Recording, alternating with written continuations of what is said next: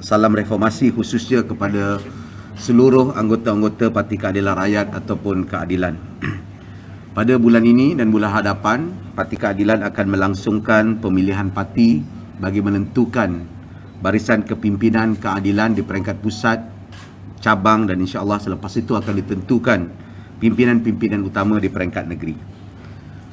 Proses pimpinan ataupun pemilihan kali ini begitu penting kepada masa depan keadilan dan akan sedikit sebanyak menentukan hala tuju keadilan sebagai sebuah parti yang bertapak di Malaysia untuk berdepan dalam pilihan raya umum yang akan datang.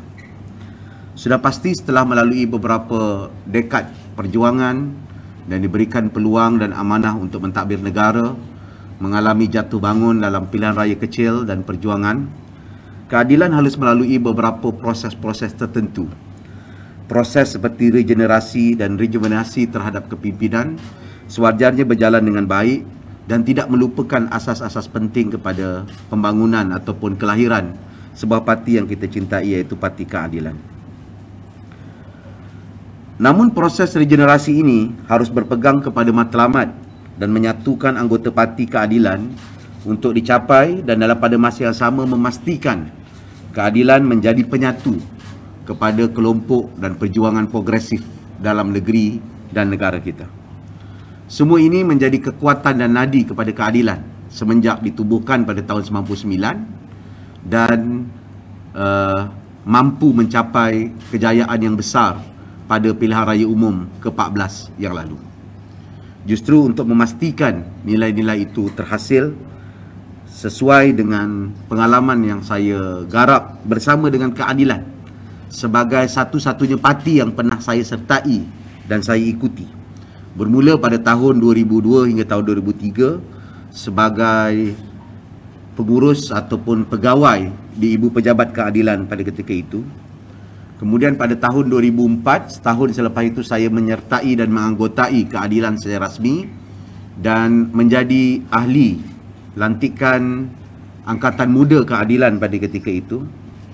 Dan menjelang pada tahun 2007, saya menyertai kepimpinan Angkatan Muda, pernah menyertai pertandingan Ketua Angkatan Muda dan dilantik pada tahun 2008 dan 2009 sebagai ahli ahli pimpinan pusat sehingga pada hari ini.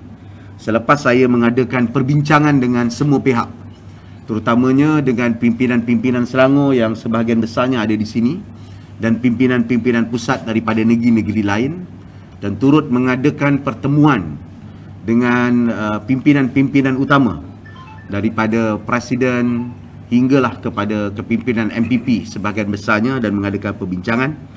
Justru secara rasmi pada hari ini saya akan menyertai pertandingan dalam keadilan dalam jawatan naib Presiden Keadilan sebagaimana yang telah disahkan atas sokongan dan juga cadangan daripada YB Juwairia dan Saudara Tian Chua pada jam 11 pagi tadi.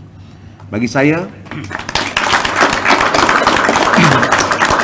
langkah ini sudah pasti kita harapkan dapat menentukan hala tuju keseluruhan kepimpinan keadilan di negeri Selangor, dan ini sebagai landasan tepat untuk kita memulakan gerak kerja dan menyambung gerak kerja pilihan raya yang sudah bermula dan menjadi prioriti utama kita ataupun keutamaan penting kita bagi menentukan kemenangan dicapai dan diteruskan di negeri Selangor dan mampu menjadi contoh di negeri-negeri lain sebagaimana kejayaan kita pada tahun 2018 yang lepas.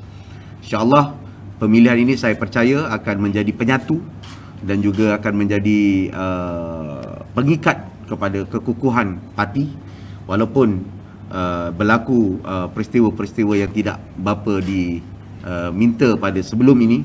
Tapi saya percaya setelah melalui beberapa proses kematangan, saya harapkan kita akan dapat melahirkan pemilihan yang bersih, yang sehat dan seterusnya damai dan mampu menjadi penyatu kepada kekukuhan parti menjelang pada pilihan raya umum yang akan datang.